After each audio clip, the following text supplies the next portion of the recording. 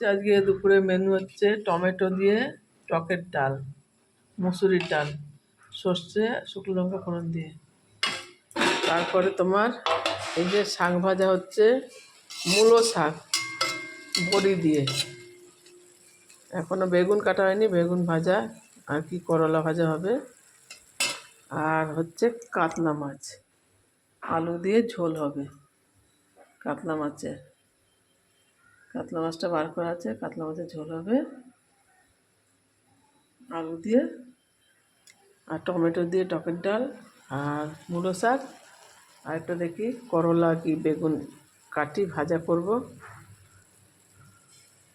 আর সাথে চাটনি আছে আমের। আমের চাটনিটা করা আছে, ফ্রিজে রাখা আছে। দুপুরের মেনু আছে। কাঁচা টমেটো দিয়ে টকের ডাল খুব ভালো লাগে বন্ধুরা।